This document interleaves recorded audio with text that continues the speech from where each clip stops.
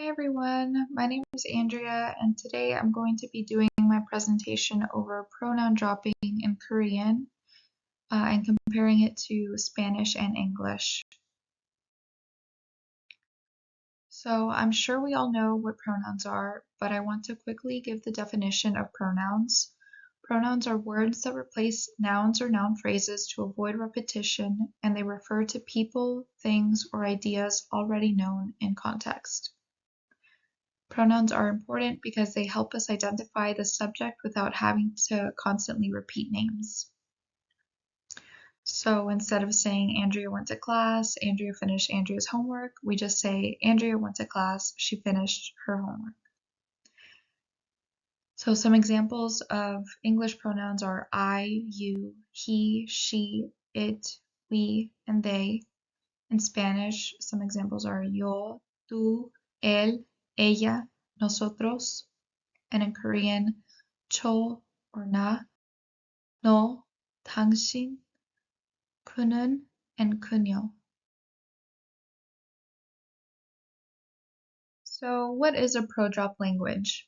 A pro-drop language is a language where the speaker can leave out subject pronouns like I or you when the meaning is clear from context. There are two main types of pro-drop languages, morphological and contextual.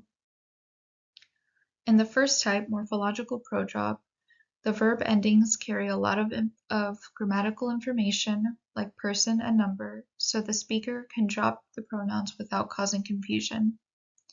Some examples of morphological pro-drop languages include Spanish, Portuguese, Italian, and Polish. For the second type, contextual pro-drop, instead of relying on verb conjugation, these languages depend more on context and discourse to make the subject clear. Some examples of this type include Korean, Japanese, and Chinese. Understanding these two types is important because Korean and Spanish are both pro-drop, but for very different reasons.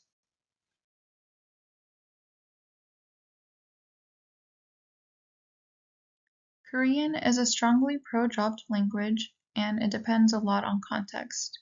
If the subject is already known in the conversation, Korean almost always leaves it out. For example, if someone asks, 오늘 뭐 했어요? Meaning, what did you do today? Koreans don't reply, 저는 숙제했어요. Instead, they would simply say, 숙제했어요, which means I did homework.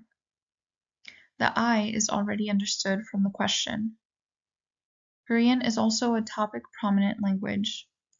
Once a topic is introduced with un or nun, you don't repeat it unless you're changing the topic or emphasizing something. Another important point is cultural.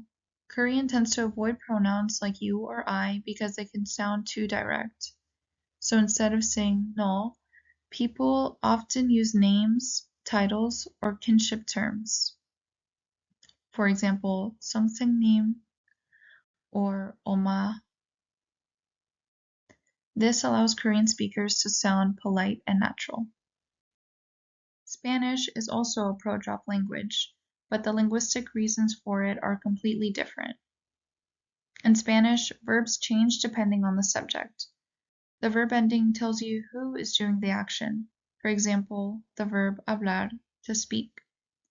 Hablo means I speak, hablas means you speak, habla means he or she speaks. Because the verb form carries the subject information, there's no need to say yo, tú, or él unless you want to emphasize. So a Spanish speaker naturally says, hablo español, without saying yo. Spanish can use pronouns, but usually only for contrast or emphasis, like yo lo hice, no tú, which means I did it, not you. So even though Spanish and Korean both drop pronouns, Spanish does it mainly because of verb morphology, while Korean does it because of discourse and context.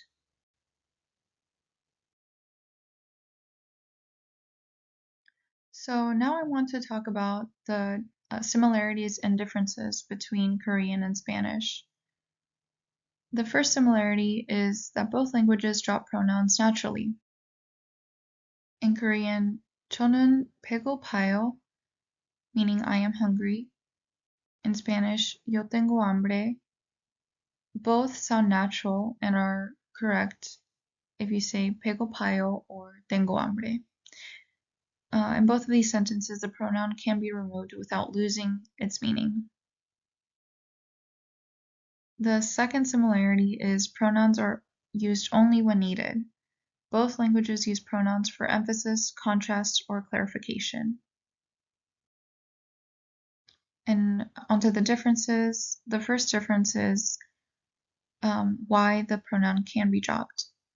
Spanish drops pronouns because verbs show the subject, while Korean drops pronouns because context and topic structure show the subject. The second difference is cultural preference. Korean speakers try to avoid direct reference to you or I, but Spanish speakers don't have that same cultural pressure. The third difference is pronoun frequency. Spanish pronouns appear more often than Korean pronouns, especially in formal writing. Korean pronouns are avoided in most casual conversations. So what about English? English is the opposite of Korean and Spanish. English is a non-pro-drop language because English verbs don't change enough to show who the subject is. In example 1a, am hungry, doesn't make really any sense. It's ungrammatical. It requires the pronoun I. So I am hungry. And we can see the same thing in example 2a, went to the store. Instead, the pronoun is required, she went to the store. In the ungrammatical sentences, we're left wondering who is hungry and who went to the store.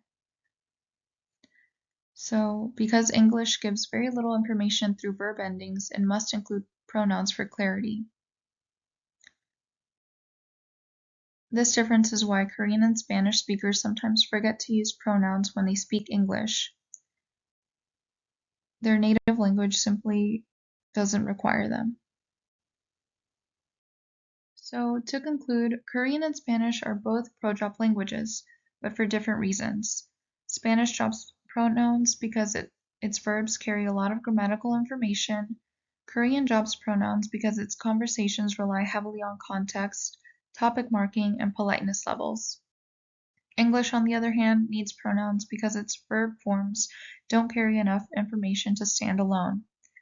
Understanding pronoun dropping helps us see how languages organize meaning differently. And it also helps us explain why Korean learners might overuse or underuse pronouns in English, and why English speakers sometimes find Korean sentences confusing even though they're perfectly natural to Koreans. Overall, pronoun dropping shows the connection between grammar, culture, and communication style.